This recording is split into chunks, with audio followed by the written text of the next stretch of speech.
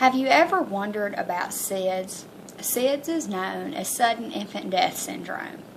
It affects 4,000 to 7,000 babies each year under the age of 1. It is the leading cause of death in children under 1 year of age. There are some risk factors for SIDS, but none that are completely significant. Some people think that apnea in the hospital could be linked to SIDS deaths later on. Now, people say that there should be a helpful sleep environment for babies, meaning put the babies to sleep on their back with no comforters in the bed or stuffed animals, just a light blanket or light sleep clothes. Some people think that babies getting overheated could cause death in the sleep. Well, research has shown that this can be a risk factor and that babies need to be put to sleep in a comfortable environment with a temperature ranging between 65 and 72 degrees. Now, some people also think that apnea may be linked to SIDS deaths. Apnea is where you lose your respirations or your breaths in your sleep or throughout any given time of the day. So, some babies are sent home on apnea monitors if this is picked up on in the hospital. This is what a home apnea monitor looks like. It looks at the heartbeat and the respirations of the child. There's 2 leads. One is hooked up on the right side and one is hooked up on the left side. The right side controls the heart rate and the left side controls the breathing. If there is an apneic episode, this machine will trigger and go off. A lot of the times, these infants can be, startled or aroused and they will start breathing again. But these machines are not as commonplace as one might think.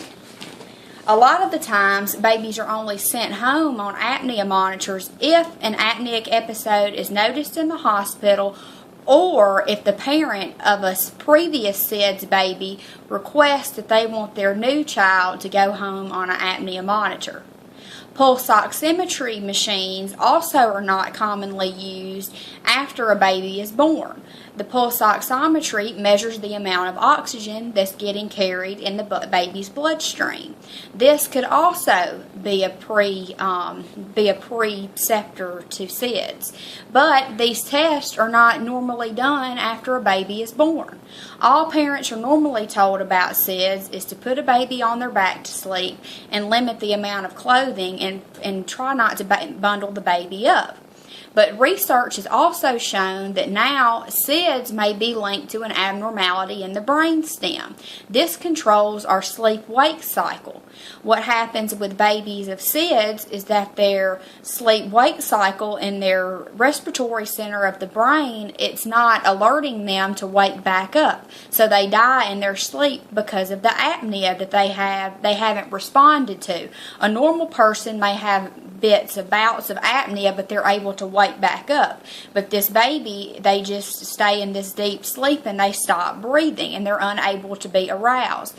Most parents who've lost a child from SIDS have reported laying the baby down and the baby has slept, and later they go back in to check on the baby and the baby is found dead in their crib with no signs of struggle, no noises or anything like that, because the baby has just seemed to pass away in their sleep.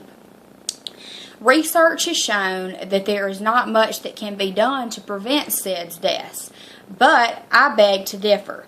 I think that if monitoring was done in the hospital and these children were put on apnea monitors or their pulse oximetry was monitored, we may really be able to notice some signs and symptoms of apnea. And if this is not going to be done in the hospital setting, they could send some babies home on these apnea monitors. The only time these invasive, or not really invasive, but that these tests are done is if a baby is been in the neonatal intensive care unit, which is also known as the NICU. Now, these babies may have some apnea and they're normally sent home on a monitor. But a regular healthy child that is reportedly healthy after birth, they're not sent home, and they're not, getting pulse oximetry testing to be able to determine if these babies are having apnea or not. So SIDS is the #1 cause of death for children under 1 year of age, and the only thing that they tell you to do is put your baby to sleep on their back. There needs to be more testing after birth to determine whether a child is going to be apneic in their sleep or not, because I believe that this can prevent a lot of SIDS deaths if these babies were on this monitor at least up to 6 or 7 months of age. Because that way, if a baby is having apneic episodes in their sleep, you will be able to alert this monitor will alert you, and you will be able to respond appropriately and effectively. Thank you. Okay.